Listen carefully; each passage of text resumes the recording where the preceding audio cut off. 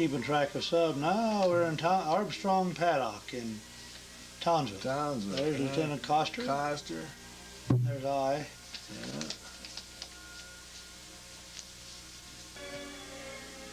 Yeah. Well, there we are, hard at work. Every place we stopped, somebody figured out something that we ought to be doing, so we built 4 of these Air Force storage facilities, and they were big.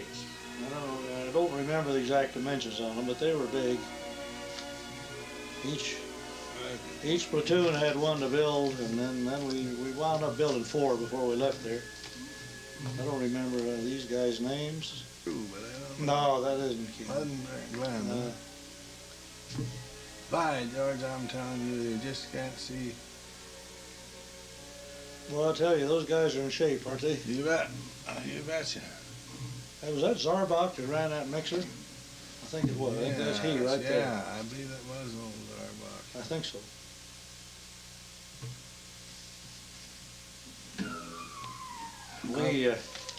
We poured big foundations and then put those. Try to figure out where those pictures going by that fast. There's Townsend and Moore looking over one of the Air Force buildings we're building. The old steamroller. There's Aunt Nellie.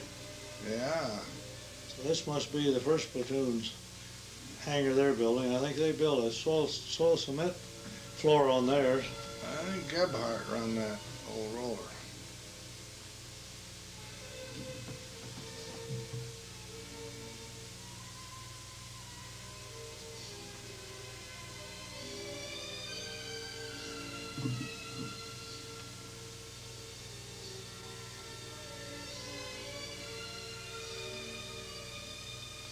Water tank.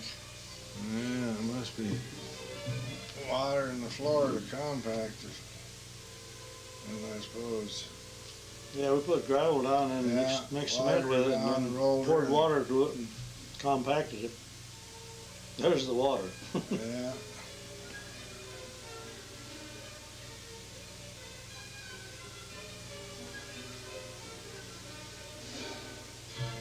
Possessioned it. Yeah. There's mixing up the cement and the gravel on the soil cement floor. That didn't look like Clark to me. Don't know who it was though.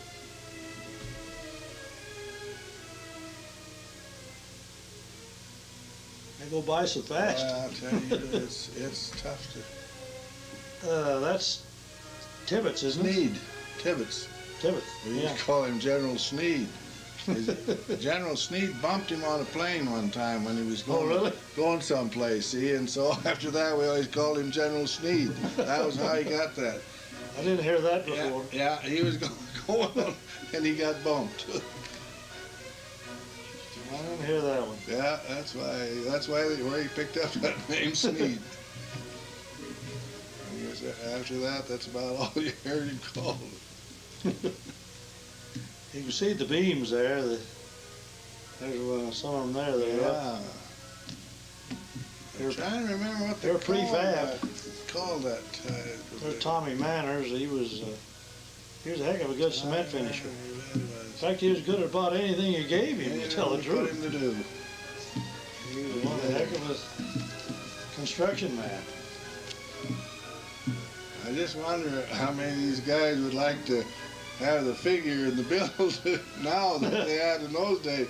Yeah. They were hard, boy. Those guys worked. Well, I'll say, boy, there's no fat on any of those birds. No, sir. There's Sergeant Mitchell on the left. Yeah. He didn't know that was he until I told him. Yeah. He didn't know he's ever that skinny. You ought to see him now. Yeah. There's an Aussie that was one of our aides or something. Captain Moore and Lieutenant Townsend. Yeah.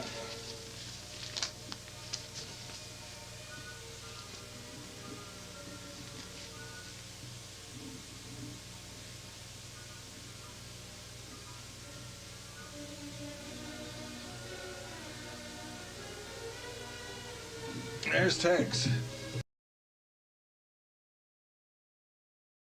to Townsville, to this air depot, which was the southern terminus for the Air Force. All of the repair work, assembling.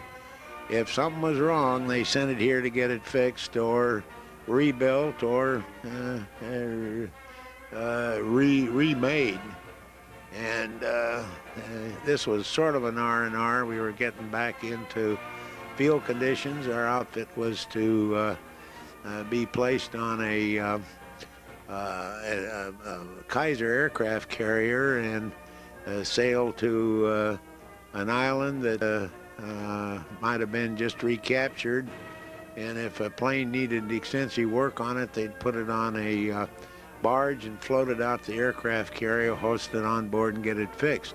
A ration, a hogshead of beer. Of course, it was cold and had to be promptly drunk on the spot. We had no way to keep it cool for very long. One of the few film on me. B-25 airplanes, after many thousands of hours of combat, have come in to be refurbished, cleaned up, and re-outfitted to go back in the field for the war effort. Here's B-25s lined up. Note the 75mm cannon in the nose of that front airplane.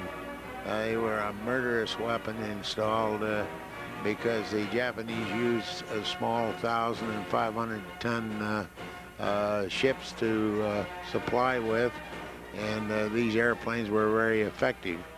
Some PBYs that we had for search and rescue. What they were doing there, I don't know.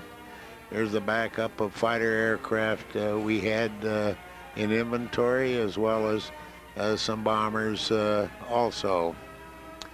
About that time, rotation became a big issue, and people with my experience were, or rather time, were being allowed to go back to the States as having had enough.